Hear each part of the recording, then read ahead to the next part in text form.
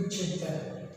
Last of the first chapter उसका नाम है विक्षेपण और उसमें फर्स्ट टॉपिक है विद्युत आवेश। विद्युत आवेश क्या होता है? विद्युत आवेश पदार्थ का गुण होता है। मतलब आप अपन थोड़ा सा समझे कि विद्युत आवेश किस तरीके से क्या चीज़ होती है। तो देखो, जब अपन दो वस्तुओं को आपस में रगड़े या ये सिंपल सा एग्जाम्पल है कि जैसे अपन ने किया होगा काफ़ी बार कि कंघा होता है, प्लास्टिक का कंघा होता है, उसको अपन सूखे बालों में रगड़ते हैं। सूखे बालों में जब रगड़ते हैं और रगड़ने के बाद अपन थोड़े छोटे छोटे कागज के टुकड़ों के पास उसको लेके जाते हैं, तो वो क्या करते हैं, वो कागज के टुकड़े उसको उससे आकर्षित होते हैं, उसके चिपक जाते हैं। ये अपन ने देखा है। तो ये आकर्षण किस वजह से हुआ? तो यहाँ पर पहले अगर कंघे को आप बालों में बिना रगड़े कागज के टुकड़ों के पास लेके जाओगे तो वो आकर्षण नहीं करेगी, लेकिन बालों में रगड़ के अपन लेके जाते हैं तो वो आकर्षण करने लग जाता है। मतलब ये हुआ कि कंघा मतलब कोई भी वस्तु, यहाँ पे मतलब कोई भी वस्तु हो सकती है, मतलब यहाँ पे मैंने कंघा वस्तु जो कंघा है। तो जब किसी वस्तु को आप अन्य वस्तु से रगड़ते हो तो उस पर एक गुण आ जाता है, गुण आ जाता है, उस गुण को बोलते हैं आवेश।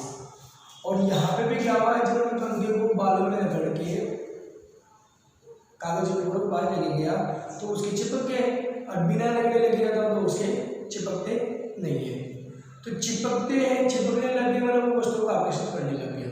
तो अपन कहेंगे ये कंघा क्या हो गया, आवेश हो गया, माने इस पर आवेश उत्पन्न हो गया, आवेश उत्पन्न हो गया। अगर वो चिपक गए तो वो आवेश बन गया, और जब पहले बिना रगड़े लेके जाते वो आकर्षित नहीं कर रहा था, मानो उस पर आवेश उपस्थित नहीं है।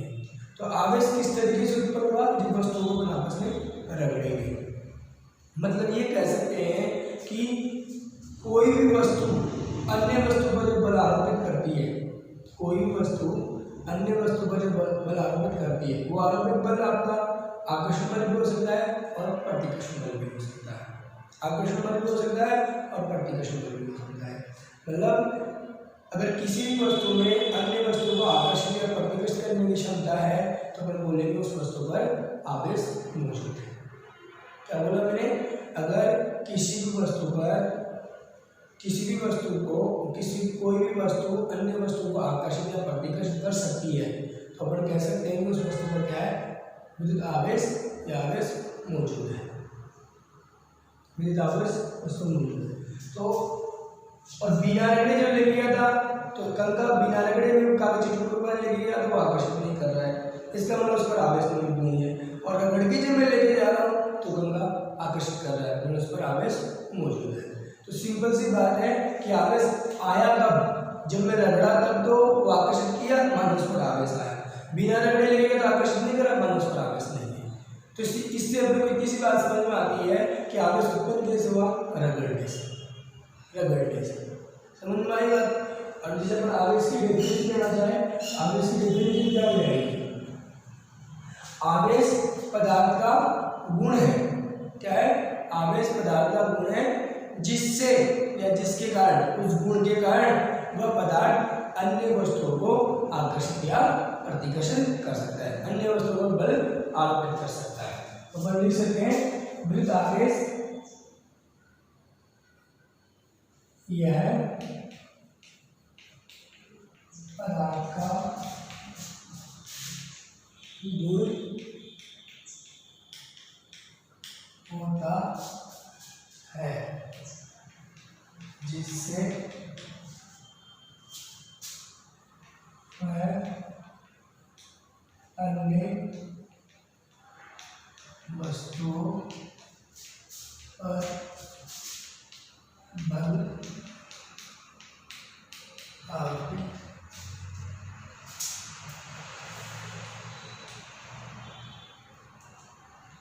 करता है।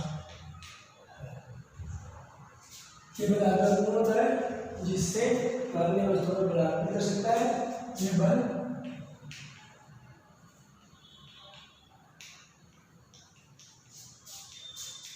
आकर्षण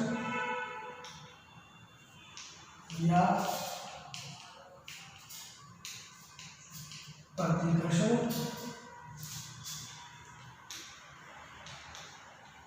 होता है। ये वाला आकर्षण या प्रतिकर्षण होता है। ये पदार्थ का गुण होता है जिससे वह अन्य वस्तुओं पर बल अर्पित करता है। ये बल आकर्षण या प्रतिकर्षण होता है। और जो मैंने आपको बात समझाई कि समझ में तो आ गया, आवेश क्या है, गुण है पदार्थ का, उस गुण के कारण वस्तुओं को आकर्षित करेगा। ये वाला गुण पदार्थ पर नहीं होगा तो वह आकर्षण या प्रतिकर्षण नहीं दिखाएगा। अब ये पढ़ने देगा कंकि को मैं बालों में रगड़ के लेके गया तो वो आकर्षित कर रहा है, मान लो उसके गुण है, और बिना रगड़े हुए कागज चिटकुड़ा वाले का तो आकर्षित नहीं कर रहा, इसका मतलब उसका गुण नहीं है। मतलब बड़ी हासिलता समझ सकते हैं कि जब वस्तु को अपन रगड़ेंगे, दो वस्तुओं को आपस में रगड़ेंगे तो उस पर ये वाला गुण उत्पन्न हो जाएगा, और इस गुण के कारण वस्तु को आकर्षित या प्रतिकर्षित कर सकता है। इस गुण के कारण वस्तु को आकर्षित या प्रतिकर्षित कर सकता है।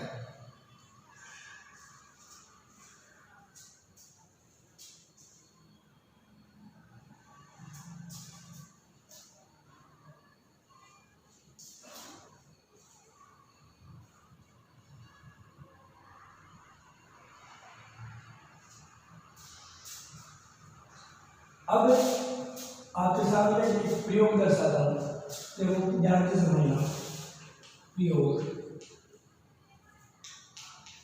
प्रयोग क्या है, ध्यान से सुनना। प्रयोग ये है कि मैंने क्या किया, एक कांच की छड़ी,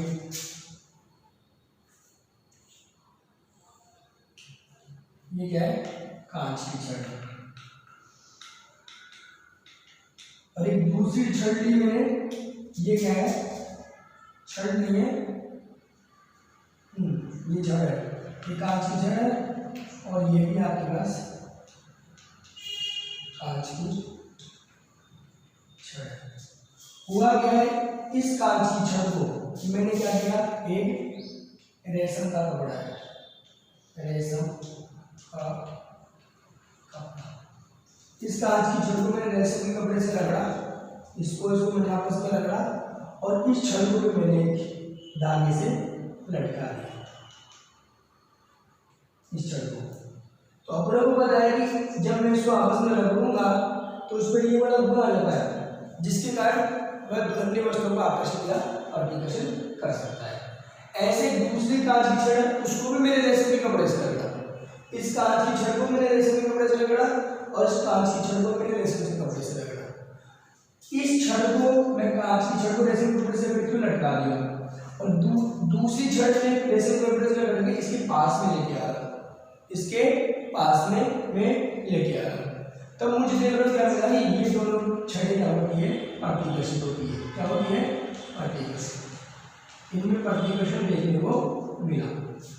जब एक छड़ रेशम के कपड़े से लटक गई तो उसको बनने एक कच्चे धागे से लटका दिया, और दूसरी कांच की छड़ को रेशम के कपड़े से करके इसके पास में लेके आया। ध्यान रखना दोनों छड़ें रेशम के कपड़े से लगी हुई है और उनको पास में लाया गया है। तब देख रहे हो क्या मिला अपने को कि ये वाली छड़ क्या होती है, इससे दूर हट जाती है। अभी ये लटकी हुई है, इसको मैं पकड़ रखा हूँ, तो इनमें जो ये इसको धकेलेगी, ये इसको धकेलेगी, ये तो मेरे हाथ में दिक्कत आएगी नहीं, ये उधर चली जाएगी। भाई दोनों को लटका देगा, इसको भी रेशम के कपड़े से लटका, इसको भी रेशम के कपड़े से, और दोनों को अपन लटका देते हैं तो ये दूसरी का करेगी ऐसे प्रतिकर्षण दिखाएगी। ये मुझे देखने को मिला। एक दूसरी चीज मैंने क्या की कि मैं बिल्ली की खाल लिया। क्या लिया, बिल्ली की खाल, बिल्ली की खाल, बिल्ली की खाल ली। इस बिल्ली की खाल से मैंने क्या किया, एबोनाइट की छड़, एबोनाइट की छड़ को रगड़ा। इस एबोनाइट की छड़ को मैंने बिल्ली की खाल से रगड़ा, और इसको भी मैंने क्या कर दिया, ऐसे कच्चे धागे से लटका दिया, इसको मैंने ऐसे कर दिया। और एक दूसरी एबोनाइट की छड़, वो ये भी एबोनाइट की छड़ है और ये भी एबोनाइट की छड़ है। दूसरी एबोनाइट की छड़ को कोई बिल्ली की खाल से रगड़ा, और फिर इसके पास में लेकर उसकी तरह दो एबोनाइट की छड़, दोनों को बिल्ली की खाल से रगड़ा, एक को मैंने लटका दिया और दूसरी को उसके पास में लेके आ रहा हूँ। तो उस वक्त ही मुझे क्या मिला, इन दोनों में प्रतिकर्षण देखने को मिला। और एक तीसरी बात क्या हो रही है, तीसरी बात ये हो रही है कि मैंने क्या किया कि ये आपकी है कांच की छड़, कांच की छड़ वही रेशम के कपड़े से लगी हुई है। किससे लगी हुई है? रेशम के कपड़े से। कांच की छड़ है, रेशम के कपड़े से लगी हुई है।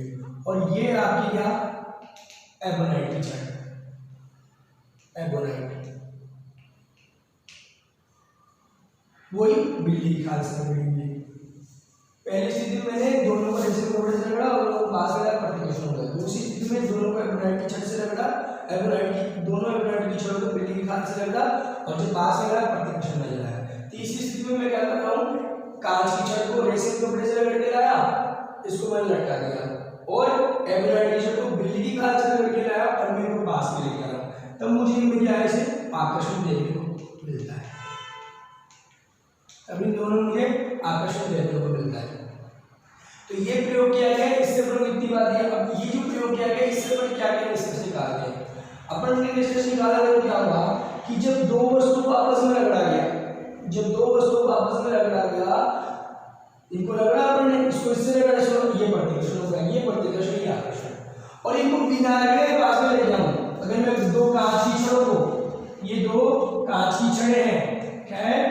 कांच की छड़ें, ये दोनों कांच की छड़ें बिना किसी से झगड़े के मैं पास में ले जाता हूँ, न तो मुझे आकर्षण नजर आता है और न ही प्रतिकर्षण नजर आता है।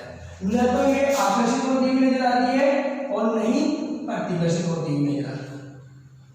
कब? जब मैं बिना रगड़े इनको पास में लेके आता हूँ, और जब मैं रगड़ के लेता हूँ तो मुझे आकर्षण नजर आया, प्रतिकर्षण नजर आया। अब आप देखोगे कि रेशम के कपड़े से ही मैंने दोनों छड़ों को रगड़ा, तब प्रतिकर्षण, एबोनाइट की दोनों छड़ों को बिल्ली की खाल से रगड़ा, तब प्रतिकर्षण। मतलब एक ही पदार्थ से रगड़ के पास में लेके आना, प्रतिकर्षण हो रहा है। और कांच की छड़ को रेशम के कपड़े से और एबोनाइट की छड़ को बिल्ली की खाल से रगड़ के ला रहा हूं, तभी मैं आकर्षण हो रहा है। ये अपने को देखने मिला। तो इसका मतलब ये हुआ कि अपने को इतना तो पता लग गया था, जैसे मैंने बताया था कि रगड़ने पर तो आकर्षण नजर आता है और बिना रगड़े लेकर आते तो कोई आकर्षण या प्रतिकर्षण नजर नहीं आता है। तो इसका मतलब है कि आकर्षण और प्रतिकर्षण वाली क्षमता कब आएगी? जब वस्तुओं को अपन रगड़ लेंगे तब आएगी। मानो उन पर ये क्षमता आ गई, मतलब ये वाला गुण आ गया, इन वस्तुओं पर ये क्षमता आ गई, मतलब आवेश नाम का गुण उन पर आ गया। अपन ऐसा समझ सकते हैं। तो आवेश नाम का गुण, वस्तु पर आवेश नाम का गुण कब आएगा? जब उनको आपस में रगड़ा जाएगा। जब जो वस्तु को रगड़ा जाएगा उन पर आवेश आ जाएगा, एक गुण आ जाएगा, जिस गुण के कारण में वस्तुओं को आकर्षित या प्रतिकर्षित करती है। यहाँ तक मुझे बात समझ गई। इस प्रयोग से हम एक बात और समझ सकते हैं कि आकर्षण भी नजर आया और प्रतिकर्षण भी। प्रतिकर्षण तो कब नजर आया?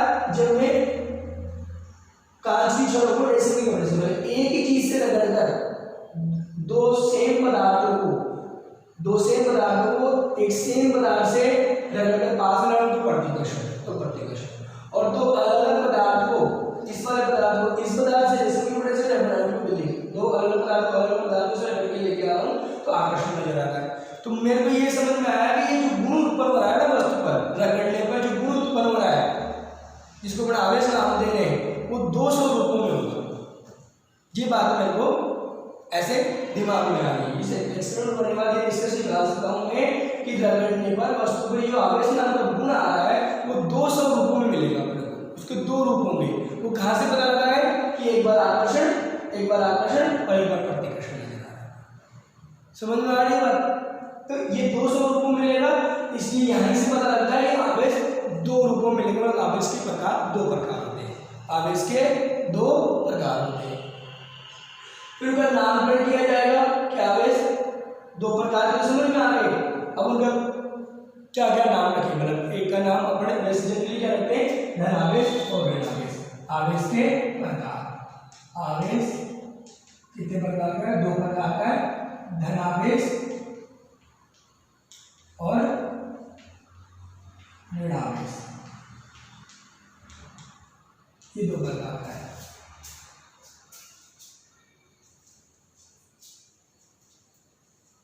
अब देखो खाद आवेश हुआ और खाद ऋण आवेश हुआ, ये अपने को देखना है। तो इसके लिए आप थोड़ी सी मैथमेटिक्स की तरह से चीज समझ सकते हो। मतलब इस एक्सपेरिमेंट में जो मैंने किया तब मुझे क्या नजर आया? देखो, अगर इनको मैं पास में लेके आया तो प्रतिकर्षण हो गया, ठीक है। इनको मैं पास में लेके आया, प्रतिकर्षण हो गया। और इनको जो मैं पास में लाऊंगा ये आकर्षित करती है। अगर मैं एक को पकड़े रखूंगा तो ये क्या करेगी, इसकी ओर झुक जाएगी। इसको मैं पकड़े रखूंगा तो इसकी दूर हट जाएगी। इसको मैं पकड़े रखूंगा तो ये दूर हो जाएगी। और इसको मैं पकड़ूंगा तो ये इसकी ओर आकर्षित, इसकी ओर झुकेगी और झुकेगी और जितना पास में हो तो सकता है टच हो। तो इसलिए मैं थोड़ा सा आगे क्या किया कि जिसको मैं पास में लेके आया इसको झुक गई और उसकी टच होने दिया मैंने, इसको स्पर्श होने दिया। स्पर्श होने के बाद में पल में क्षण बाद में देखेंगे, थोड़े समय बाद देखेंगे कि आकर्षण खत्म हो जाता है। यहाँ पे ये चीज समझ में आ गई, यहाँ पर ये चीज समझ। ये आकर्षण किस वजह से हुआ था, रगड़ने की वजह से। जब रगड़ा तो आकर्षण नजर आया, बिना रगड़े के पास में तो कोई आकर्षण नहीं नजर जाएगा। मतलब रगड़ने से इस पर आवेश वाला, इस वस्तु पर भी आवेश नाम का गुण आ गया था और इस वस्तु पर भी आवेश नाम का गुण आ गया था। जब इनको मैं रगड़ा तो इस पर भी आवेश नाम का गुण आ गया, इस पर भी आवेश नाम का गुण आ गया। उस आवेश वाले गुण के कारण ही ये आकर्षण अपने को नजर आ रहा था। उस आवेश वाले गुण के कारण ये आकर्षण नजर आ रहा था। जैसे मैं इसको पास में लगा, झुका और टच हो गया, स्पर्श हो गया और थोड़े समय बाद में ये आकर्षण खत्म हो जाएगा। ये आकर्षण क्या हो जाएगा, खत्म हो जाएगा। तो आकर्षण खत्म होने का मतलब फिर ना तो ये आकर्षित करती है, आकर्षण खत्म होने का मतलब ये नहीं वो प्रतिकर्षण करने लगे, बस आकर्षण खत्म हो गया, न तो आकर्षण रहेगा न प्रतिकर्षण रहेगा। तो ये बात ये वाली हो गई कि जब मैं बिना रगड़े उसको पास में लाया था तो न तो आकर्षित न प्रतिकर्षित। तो इसका मतलब अब ये थोड़ी देर बाद में आकर्षण भी नहीं दिखा रही, प्रतिकर्षण भी नहीं दिखा रही। इसका मतलब इन पर वो जो गुण उत्पन्न हुआ था वो नष्ट हो गया। क्या हो गया, इन पर जो गुण उत्पन्न हुआ था वो क्या हो गया, नष्ट हो गया, खत्म हो गया। समझ में आ गई यहाँ तक? तब बस इसी के आधार पर अपने को तब पता ही लग गया कि जो आवेश उत्पन्न हुआ है वो दो स्वरूपों में है। अब उनका नाम जो रखा है मैंने, धनावेश ऋणावेश। अब एक को धनावेश बोला, एक को ऋणावेश। किसको धनावेश बोला, किसको ऋणावेश बोला, ये भी समझ में आएगा। क्या हुआ है कि ये नष्ट हो गया और ये दूर हट जाते हैं, इनमें प्रतिकर्षण रहता है, इनमें प्रतिकर्षण रहता है, प्रतिकर्षण का नष्ट नहीं होता है। तो इसको मैं थोड़ी सी मैथमेटिक्स की बात थोड़ा सा मैं लेके चलता हूँ। देखो अगर आपके पास में -3 है और इनको मैं मिलाऊं तो मुझे कुछ ना कुछ मिलेगा, मतलब कुछ ना कुछ मिलेगा। और +3 को मैं मिलाता हूँ, +3 और +3 को मिलाता हूँ तो भी मुझे कुछ ना कुछ मिलेगा। और -3 और +3 को मिलाता हूँ तो मुझे क्या मिलेगा, 0। मतलब ये पहले से कुछ था मिलाने पर कुछ रह गया, कुछ था मिलाने पर कुछ रह गया, कुछ था और मिलाने पर कुछ नहीं रहा। तो कुछ नहीं रहा मतलब समझो ये गुण है, ये दोनों वस्तुओं पर पहले गुण थे, मिलाए, गुण अभी भी मौजूद है, गुण थे, मिलाए, गुण अभी मौजूद है। और ये दो गुण थे दोनों वस्तुओं पर, एक वस्तु पर गुण, दूसरी वस्तु पर गुण, पास में लाया, दोनों गुण मिले और नष्ट हो गए। तो गुण नष्ट किस स्थिति में हुआ, इस वाली स्थिति में, और इन दोनों स्थितियों में नष्ट नहीं हुआ। तो अब देखा यहाँ पे क्या हो रहा है, ये 0 वाली स्थिति कब बन गई, जब एक धनात्मक और एक ऋणात्मक आ रहा था। ये प्लस वाली स्थिति कब बन गई, मतलब मिल रहा कब है, एक धनात्मक मिल रहा कब है, ऋणात्मक। इसका मतलब ये दोनों समान स्वरूपों में होंगे ना, इनके स्वरूप समान होंगे, ऋणात्मक, तब कुछ ना कुछ चीज रहेगी, नष्ट नहीं होंगे। और दोनों समान हो तो नष्ट नहीं होंगे, और दोनों विपरीत रहे तो क्या हो जाएंगे, नष्ट हो जाएंगे। तो यहाँ से एक बात ये समझ में आती है अपने को कि ये नष्ट की स्थिति में होते आकर्षित होकर, तो यहाँ आकर्षण हुआ, यहाँ प्रतिकर्षण हुआ। तो आप ये समझ सकते हो कि यहाँ पे जो प्रतिकर्षण हुआ है वो यहाँ पे प्रतिकर्षण, यहाँ पे प्रतिकर्षण, यहाँ पे आकर्षण। तो अपन समझते हैं इस पर जिस स्वरूप का आवेश होगा ना, इस पर भी उसी स्वरूप का आवेश होगा। जिस टाइप का आवेश इस पर होगा ना, उसी टाइप का इस पर होगा। समझ में आ रही है बात? वो दोनों तरीके से इस तरीके से समझ सकते हो कि भाई ये प्रतिकर्षण हुआ है, नष्ट नहीं हुआ। दूसरा आवेश समझ सकते हो कि जब मैं कांच की छड़ को रेशम से रखूंगा और दूसरी कांच की छड़ को भी रेशम से रखूंगा तो फिर दोनों पर एक जो कुछ भी प्रक्रिया होगी सेम ही दिखाने उत्पन्न होगी नहीं, इस पर उस पर। ऐसे ही इन दोनों को मैं बिल्ली खाल से रख रहा हूँ तो इस पर जो घटना घटेगी इस पर भी वही होगा, नहीं होगा।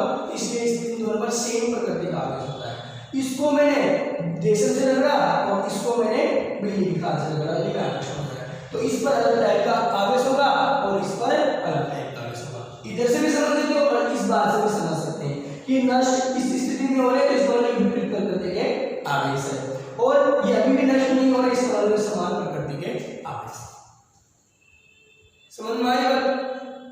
ये नष्ट हो गया, इनका गुण नष्ट कब होता है? जब एक दोनों विपरीत प्रकृति के हो, धनात्मक ऋणात्मक। इसी आधार पर नाम रखे हैं, एक पर धनावेश उत्पन्न है और एक पर ऋणावेश उत्पन्न है, एक पर धनावेश है और एक पर ऋणावेश है। जैसे मैंने कहा कि जब धनावेश माना तो इस पर क्या हो जाएगा?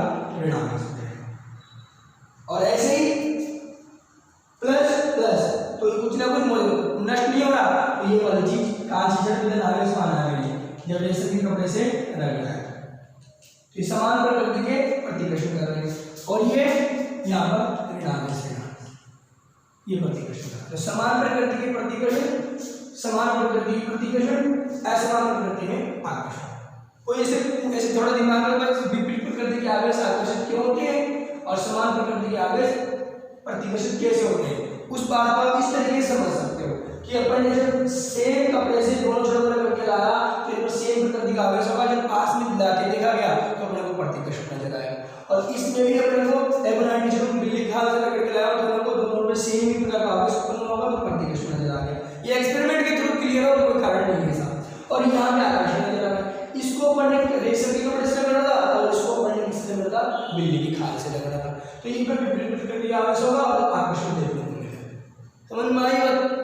विपरीत प्रकृति का आवेश अपन अलग अलग पदार्थ से कर रहे हैं, उस बात से भी समझ सकते हैं, और नहीं तो इस बात पे आ जाओ आप मैथमेटिक्स वाली बात पे कि अपने को पता है जब दो ऋणात्मक और धनात्मक मिलते हैं तो ही जीरो होने का चांस बनता है, और धनात्मक धनात्मक में दो भी बचेगा और ऋणात्मक तो भी बचेगा। तो नष्ट कहाँ हुआ? अपना इन दोनों स्थितियों में गुण बरकरार रहा है, नष्ट नहीं हो रहा। इस स्थिति में एक बार आकर्षण होने के बाद में गुण का प्रभाव नजर आने के बाद में वो प्रभाव, वो गुण ही, वो आकर्षण खत्म हो जाता है। इसका मतलब आकर्षण खत्म होने से अपन क्या समझ रहे हैं कि इन पर जो ये गुण आया था वो क्या हो गए? दोनों पर नष्ट हो गए। ये उदासीन वाली स्थिति में आ गई, और नष्ट होने का कारण इस स्थिति में बनता है। इसके एक पर धनावेश माना, एक पर ऋणावेश माना। अब एक परिपाटी के अनुसार पढ़ने क्या किया कि ये कांच की छड़ को रेशम से रगड़ा जाता है, तो कांच की छड़ पर अपन ने क्या माना? धनावेश माना है, और रेशम के कपड़े पर अपन ने ऋणावेश माना। अब रेशम के कपड़े पर क्या रगड़ा है, तो उस बात को एक बार मैं समझाता हूँ। इतना समझ में आ गया आपको? ठीक है। अब देखो ये रगड़ने पर गुण उत्पन्न हो गया, आकर्षण प्रतिकर्षण नजर आ गया। अब एक छोटी सी बात समझा रहा हूँ कि रगड़ने से होता क्या है, दो वस्तुओं को आपस में रगड़ने से ऐसा क्या होता है कि ये धनावेश ऋणावेश हो जाते हैं, इस बात को आप समझो। ये वाली आप नोट कर सकते हो, ठीक है।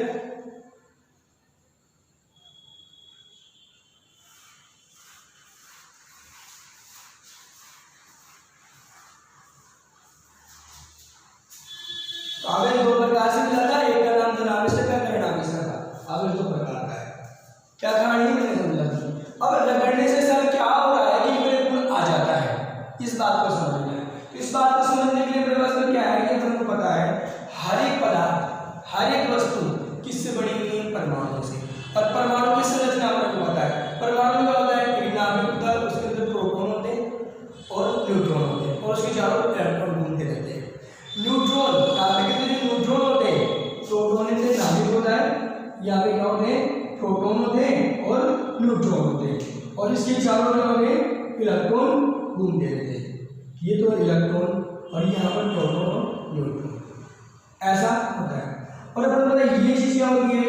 उदासीन। जो अपन जिस गुण की बात कर रहे हैं ना, वो वाला इस पर नहीं रहता है। और ये क्या होते हैं? धनावेश, धनावेश मूल्य होता है, और इन पर क्या होता है? ऋणावेश मूल्य। तो अपने को पता है कि जितना धनावेश, जितने प्रोटॉन नाभिक में होते हैं उतने इलेक्ट्रॉन घूमते रहते हैं, और एक प्रोटॉन पर जितना आवेश होता है उतना आवेश इलेक्ट्रॉन पर होता है।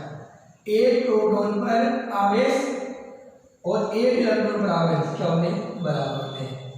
प्रोटॉन पर आवेश बराबर इलेक्ट्रॉन पर आवेश, दोनों पर समान होते हैं। और इनकी फिर संख्या भी समान है, जितने प्रोटॉन होते हैं उतने इलेक्ट्रॉन होते हैं। तो ऐसे करके कुल मिला के एक परमाणु में जितना धनावेश होगा उतना ही ऋणावेश होगा, इसलिए ये परमाणु क्या होता है, विद्युत रूप से उदासीन होता है, विद्युत रूप से उदासीन। अब इन्हीं परमाणुओं से हर एक पदार्थ चौक है, इन्हीं परमाणु से मिलकर बना हुआ है, ये बुक है, ये बुक है, इन्हीं परमाणु से मिलकर बनी हुई है, आपका बोर्ड है, दीवार है, हर चीज इन्हीं परमाणु से मिलकर बनी हुई है। और परमाणु की जो आकार होता है, आकृति होती है, परमाणु की आकृति होती है अपने गोले के शेप में मारते हैं, गोलाकार। तो गोलाकार वस्तु जब आपस में जुड़ती है, कोई भी अभी चौक बनाया जैसे परमाणु से मिलकर बना है, तो ये परमाणु आपस में मिलकर बनेंगे, ऐसे ऐसे लेयर बन जाएगी, परत बन जाएगी, और इसी के ऊपर एक ऐसी परत आएगी, एक परत एक छटती जाएगी इसके ऊपर, और आपका ऐसी चीज बन जाएगी। तो आप खुद देख लो, ऐसी चीज बनेगी, इसके ऊपर ऐसे स्फीयर की गोलों की परत आएगी, तो ये जो सरफेस होगी ना आपकी, ऐसे कहीं से नीचे दसी हुई, कहीं से ऊपर उठी हुई, नीचे दसी हुई, कहीं से नीचे ऊपर उठी हुई होगी, इस प्रकार से होगा। मतलब कहीं पे ऊपर उठा हुआ रहेगा और कहीं पे नीचे दसी हुई रहेगी।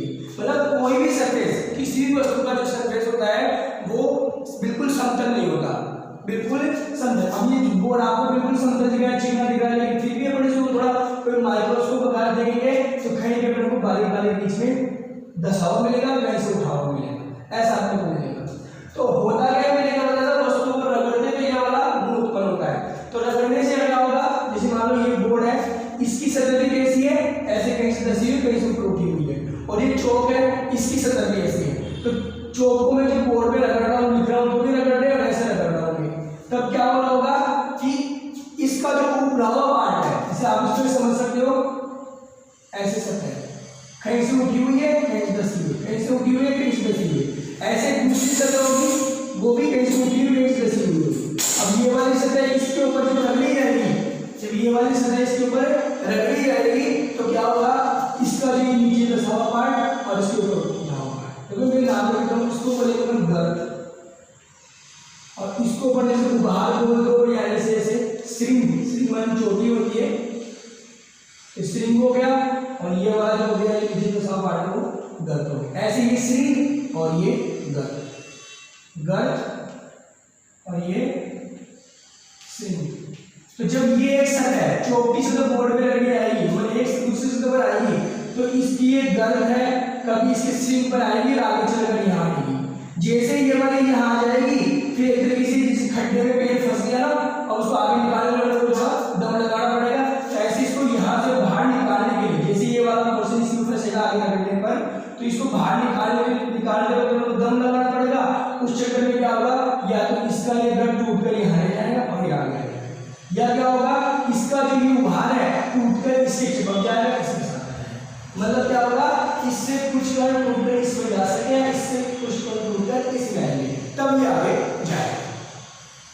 ये सतह ऊपर कार्बन होने से सतह एक दूसरे पर चलेगी, तो क्या होगा कि इसके गर्त इसकी श्रृंग और इसके संपर्क में आएंगे, तो या तो इसके कुछ कण टूटकर इसमें आ जाएंगे, इससे कुछ कण इसमें टूटकर आ जाएंगे। अब जो बने परमाणु से है ना, तो परमाणु में अगर कुछ चीज टूटने बैठेगी तो सबसे पहले कौन टूटेंगे, इलेक्ट्रॉन। तो इसका मतलब कि कुछ इलेक्ट्रॉन या तो इसमें आएंगे या इसके इसमें आएंगे, इलेक्ट्रॉन या तो इसमें आएंगे, इसके इसमें आएंगे, या इसके इसमें आएंगे, इस प्रकार से हो जाएगा। तो जब इलेक्ट्रॉन इस वाले के इलेक्ट्रॉन इसमें अगर आ गए, तो फिर इसमें क्या हो, इलेक्ट्रॉन की कमी हो गई, और इलेक्ट्रॉन की कमी हो गई तो इसकी आपका विद्युत रूप से उदासीन है वो बिगड़ेगा। मतलब इसमें क्या हो जाएगा, इलेक्ट्रॉन टूट जाएगा, इसमें प्रोटॉन की संख्या बढ़ जाएगी, मतलब ये वाला जो आपका पोर्शन वो धनावेश हो जाएगा, और इस पर इलेक्ट्रॉन आ जाएंगे तो ये वाला पोर्शन क्या हो जाएगा, ऋणावेश। मतलब ये रगड़ने से अगर इससे इलेक्ट्रॉन इसमें आते हैं, इलेक्ट्रॉन इसमें आ जाते हैं, तो ये आपका धनावेश हो जाएगा, ये आपकी ऋणावेश हो जाएगी, ऐसा हो जाएगा। बस ये था, जब दो वस्तु आपस में रगड़ते हैं, रगड़ने से क्या होता है, इनमें घर्षण होगा, क्या होगा, घर्षण, और इस घर्षण के कारण कुछ इलेक्ट्रॉन एक सतह से दूसरी सतह में टूटकर आ जाते हैं। जिस सतह से इलेक्ट्रॉन निकलते हैं वो धनावेश हो जाएंगे, और जिस सतह पर इलेक्ट्रॉन आ जाते हैं वो ऋणावेश हो जाएंगे। तो ऐसा ये वहां हुआ था जब अपने कांच की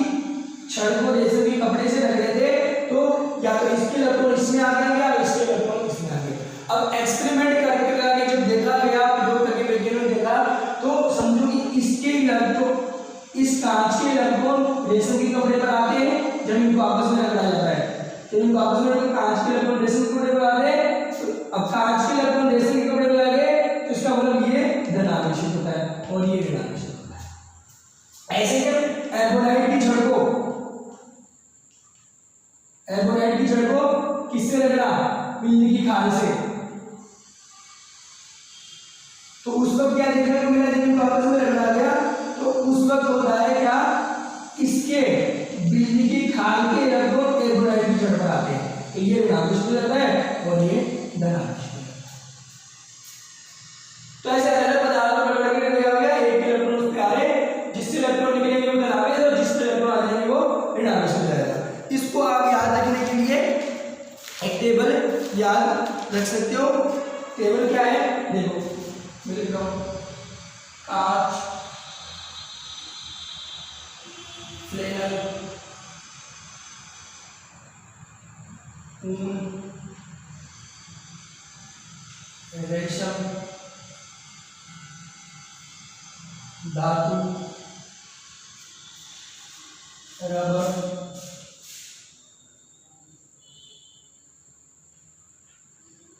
वैक्स,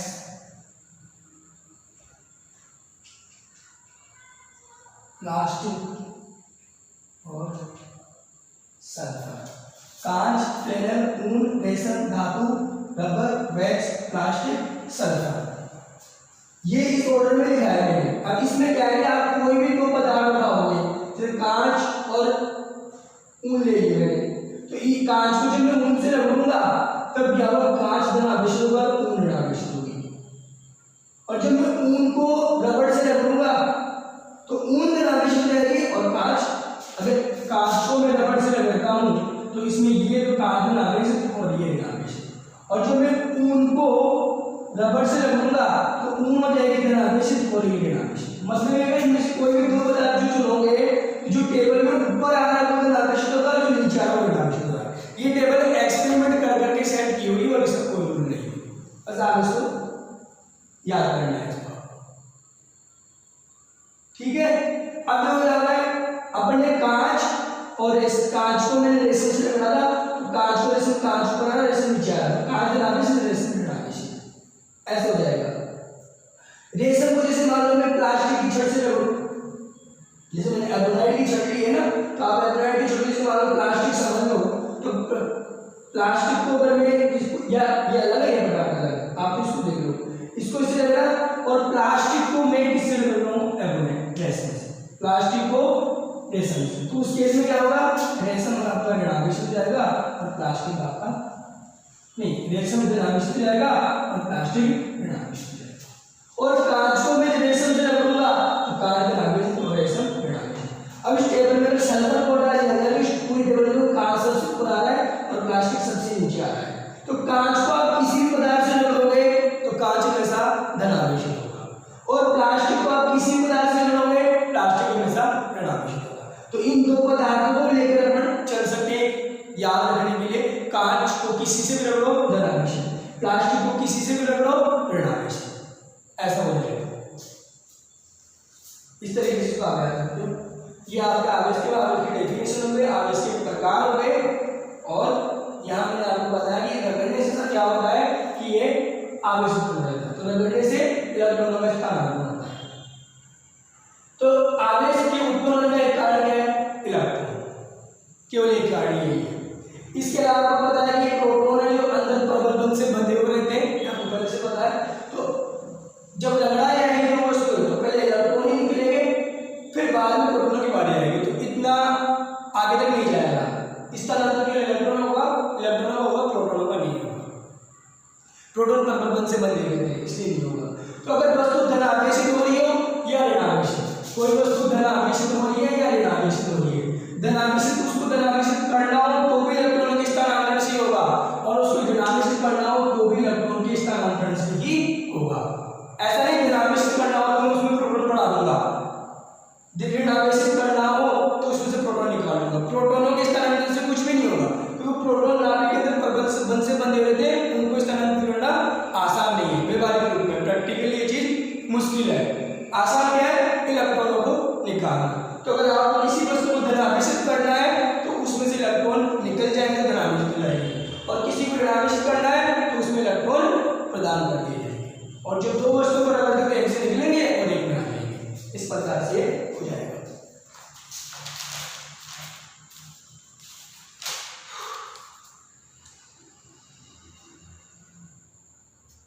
इसमें जो भी मैंने बताया कि ये वाला टॉपिक ये आपका होगा आवेश की उत्पत्ति का कारण, कि आवेश किस वजह से उत्पन्न होता है, रगड़ने से उत्पन्न होता है, और रगड़ने से असर क्या होता है, घर्षण होता है, और घर्षण के कारण होता है एक इलेक्ट्रॉन दूसरे में आते हैं, तो इलेक्ट्रॉन के स्थानांतरण के कारण आवेश की उत्पत्ति होती है। ये आपको इसमें आ गया।